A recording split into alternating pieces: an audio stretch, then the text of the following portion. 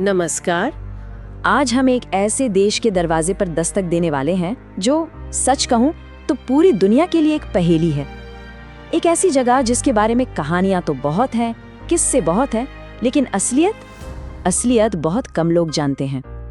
जरा सोचकर देखिए, एक ऐसा देश जहां ना कोई फेसबुक, ना व्हाट्सएप, ना क्रिकेट का वो जुनून जो हम सब में है, ना ही बॉलीवुड के गाने, कुछ भी नहीं। और तो और एक ऐसी जगह जहां अपने लीडर के खिलाफ सिर्फ एक शब्द भी बोल दिया ना तो उसकी सजा मौत हो सकती है। हाँ, बिल्कुल सही समझे। बात हो रही है नॉर्थ कोरिया की। एक ऐसी दुनिया जो बाकी दुनिया से पूरी तरह कटी हुई है, एकदम अलग। तो चलिए आज इस पूरी पड़ताल में हम उस देश के उन्हीं छिपे हुए सच से पर्दा उठाते हैं जिन्हें दशकों से जानबूझकर दुनिया की नजरों से दूर रखा गया है। तो सबसे पहला सवाल तो यही उठता है कि आखिर ये सब शुरू कैसे हुआ। मतलब कैसे एक ही परिवार पूरे 75 सालों से इस देश पर राज कर रहा है। तो देखिए, कहानी शुरू होती है 1945 से।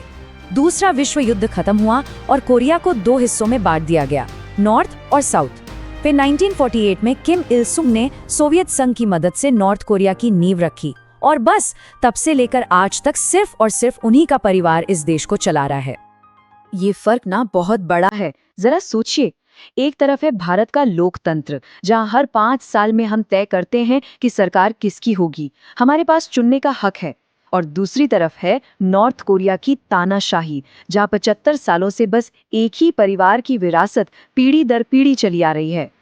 ठीक है, ये तो हुई राजनीति की बात, लेकिन इस पूरी मशीन के अंदर एक आम इंसान की जिंदगी वो कैसी दिखती है? चलिए अब जरा अंदर झांक कर देखते हैं। सच कहूं तो नॉर्थ कोरिया में एक आम इंसान की जिंदगी एक खुली जेल जैसी है। आप सोचिए, वहां के लोगों के लिए इंटरनेट, गूगल, बॉलीवुड फिल्में या फिर इंटरनेशनल क्रिकेट मैच देखना, ये सब बस एक सपना है। वो सिर्फ वही देख सकते हैं, वही सुन सकते हैं जो वहां की सरकार उन्हें दिखाना और सुनाना चाहती है। और सबसे डरावनी बात तो ये है कि अगर किसी ने अपने लीडर के खिलाफ गलती से भी एक शब्द बोल दिया तो उसका अंजाम मौत भी हो सकता है। और हाँ, ये सब कोई इत्तेफाक नहीं है। ये एक बहुत सोची समझी मशीनरी का हिस्सा है। देखिए, बचपन से ही बच्चों के दिमाग में ये बात डाल दी जाती है कि उनके नेता वो इंसान नहीं बल्कि भगवान है। हर घर में, हर स्कूल में, हर दफ्तर में लीडर्स की तस्वीर लगाना कंपल्सरी है। और लोगों को हर रोज, जी हाँ हर रोज, किम परिवार की पूजा और तारीफ करनी पड़ती है। और सोचिए, अगर कोई इस सिस्टम पर सवाल उठाने की हिम्मत कर ले तो मान लीजिए किसी ने छिपकर कोई विदेशी फिल्म देख ली या देश से भागने की कोशिश की, तो उन्हें ऐसी खुफिया जेलों में डाल दिया जाता है जहां से उनकी कहानी फिर कभी दुनिया तक नहीं पहुंच पाती। अब नॉर्थ कोरिया की एक और बात करते हैं। ये देश ना विरोधाभासों से भरा हुआ है, मतलब अ नेशन ऑफ पैराडॉक्सेस।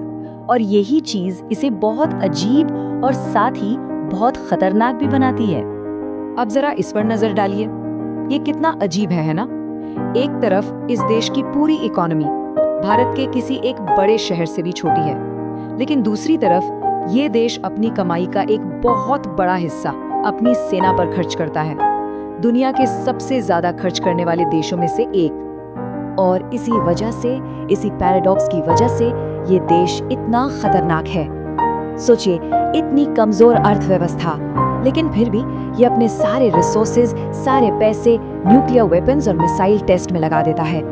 और इसी वजह से ये पूरी दुनिया के लिए एक बहुत बड़ा खतरा बन जाता है।